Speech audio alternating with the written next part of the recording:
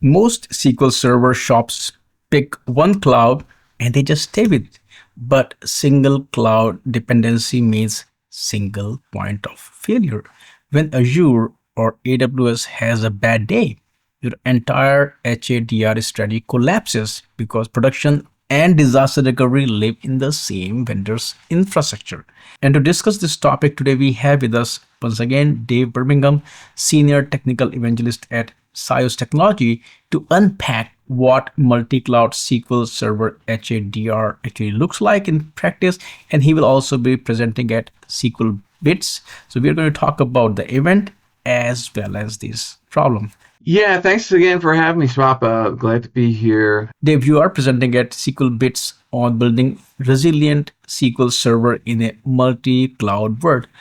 What is driving organizations to deploy SQL Server across multiple cloud providers instead of sticking with a single cloud like Azure or AWS? And also talk a bit about your presence at the event. Yeah, excited to go to, I don't know if it's called SQLBits or SQLBits, but it's an event. I think it's an annual event. It's in Europe this year. It's in Wales. And I have a technical session that's all about SQL Server in a multi-cloud environment, high availability, basically failing between cloud providers. Looking forward to that. I spoke about that before at SQL Pass Summit last year. So it's a topic I like to speak about and know a little bit about. And SIOS is going to be sponsoring again. I think we sponsored last year for the first time. So I'll be there with some of my colleagues I like to catch up with based in the UK. And so we'll have a presence on the expo floor where we'll be talking with customers about, SIOS high availability solutions, a lot about SQL Server and other database platforms. And we have I believe we have a vendor sponsored session during the week. And then my technical session is on the final day, which is open to the public on Saturday. So I expect a big crowd, and I'm looking forward to it. So on that topic, what's driving organizations to deploy SQL Server across multiple cloud providers? I think a lot of organizations are talking about multi-cloud, but in reality, I haven't seen that many fully go through with it yet. But what they're starting to recognize is that the cloud itself can be a failure domain. It doesn't matter how many availability zones or regions you're using. If you're in a single cloud provider, if there's a larger issue, and it's happened, it's not it's not imaginary. It can happen. But if there's that larger issue, you're exposed if you have everything in that single provider. Today, what I see is a more common approach is a hybrid cloud with your on-prem data center connected to the cloud, and with the on-prem being maybe your disaster recovery site. That way you can do something if the cloud provider is having a really bad day. So it gives them the control and a layer of protection outside of the cloud provider. But for organizations that don't want or can't manage their own on-prem infrastructure at all, that's where multi-cloud really starts to make a lot of sense. It gives them a way to reduce the risk and avoid being completely tied to that single cloud provider, while still, deploying and staying usually in the cloud, fully in the cloud. Can you walk us through what a multi-cloud SQL Server architecture looks like? Are we talking, always-on availability groups stretched across AWS and Azure, or something totally different? Yeah, so if you think about multi-cloud in a traditional sense, it's often for disaster recovery scenario, right? So you've got a standby environment in a different cloud provider that's ready to be activated if something goes wrong. The challenge is getting the data there and then recovering the application quickly and cleanly. So there's lots of ways to do that with SQL Server, starting with your simple backup and restore, or log shipping, or replication. But each one of those comes with different trade-offs in terms of recovery time objective and data loss. So if you're looking for the very best RTO and RPO for your most business critical applications, then yes, absolutely technologies like always on availability groups comes into play.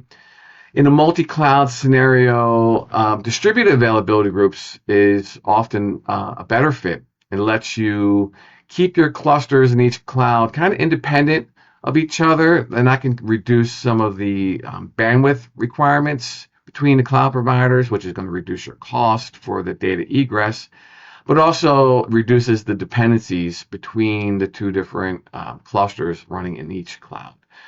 But all that assumes that you're running SQL Server Enterprise Edition. So for organizations that are running Standard Edition, a comparable approach might be to use something like SIOS Datakeeper to build a SANless cluster. And that's, of course, what SIOS offers and what I'm usually talking to customers about. So using Standard Edition, they can build a traditional SQL Server failover cluster instance that can span cloud providers without the shared storage requirement and without upgrading to enterprise. So you get a very similar level of protection while still saving a significant amount of money on your SQL Server licensing. But at the end of the day, the architecture isn't really a one size fits all. It comes down to what your recovery time objective is, what your recovery point objective is, and what you're willing to spend. What is your budget to actually get this implemented? Taking all that into consideration, that will kind of point you in the right direction as to what solution makes most sense for your application. Can you also talk about what are the biggest technical challenges when you are trying to fail over SQL Server from one cloud provider to another? Yeah, there are quite a few challenges, but a lot of people start out focusing on getting the data replicated, which is important, but that's really just one piece of it. Again, they are looking at things like log shipping or availability groups or even backup, restore, copy, whatever it might be. But the real complexity is making sure that everything comes up correctly on the other side. So that means you have to think about things like networking, DNS, and the applications that are connecting to your database. You got to make sure that they're available as well. So making sure that the app is available and configured to connect to that database after a failover. And then, of course, the users, they need to know, well, we're running in a different cloud. How are they being redirected to this application that's now running an entirely new environment? When you talk about data replication, latency, and data consistency are another big factor. So once you're crossing cloud boundaries, you're almost always dealing with asynchronous replication. So you have to understand the risk of data loss and what that means to the business. And then the orchestration. So it's one thing to have a copy of your data sitting in the other cloud, but it's another thing entirely to have a clean failover in a predictable way when something breaks. And that's where a lot of organizations can fall short. So you need to have a solid DR plan that's tested and automated as much as possible and simple enough that even a junior engineer can execute it under pressure. Can you also talk about how do organizations actually handle the networking complexity, of course, VPN tunnels, latency, data transfer costs when running SQL Server high availability disaster recovery across clouds? Yeah, I mean, networking is one of the more challenging parts of the configuration, but totally doable. There's a few ways to do that. So a lot of organizations might start with VPNs because they're relatively easy to set up and can get you going quickly. But as things scale, they usually are moving towards more of a private connectivity for better performance and predictability. But there's also a newer option that's coming out that kind of sits in the middle. And this is AWS introduced this last year at reInvent, something called a multi-cloud interconnect. It's essentially a managed private connection between AWS and currently AWS and GCP, with AWS and Azure coming online later this year. That's delivered in more of a pay-as-you-go model. So it makes it a lot easier to build a redundant private network between cloud providers without long-term contracts and commitments. So I think of it as a nice middle ground between the DIY VPNs and a fully provisioned private circuit. But latency is always a factor in which you typically see synchronous replication used locally when you're having clusters that span availability zones in a single region. Synchronous is the way to go. But when you're crossing cloud providers, asynchronous replication is going to be the method that you want to use. But one area that people might underestimate is the cost associated with this. So data egress between cloud providers can add up quickly. So you want to make sure that you're very intentional about how much data you're moving and how often you're doing that. So things like data compression come into play. And we talked earlier about distributed AGs can sometimes minimize the amount of data being transmitted across your connection. So you want to make sure you understand what you're signing up for and how much that's going to cost. But at the end of the day, the goal is to keep the design as simple as possible and make sure it aligns with your your business requirements. So you don't want to over engineer and you don't want to over provision. You don't want to do something over the top when maybe this particular application isn't as business critical as real-time replication might dictate. If someone is currently running SQL Server in a single cloud and wants to move towards multi-cloud resilience, what is the first concrete step they should take? Yeah, the first step before you do anything is to define what resilience actually means for your business. So before you touch the architecture, you need to understand your RTO, your RPO, how much downtime can you tolerate, how much data loss is acceptable.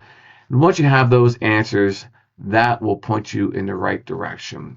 Not every database is going to be protected in the same way. But once you understand what your RTO, what your RPO is, then you're going to want to establish a DR target in the cloud. So that usually involves a few steps. Of course, getting the networking in place, getting the replication working, defining what replication technology you're going to use, and then making sure that you can actually recover the workload in the event of a disaster.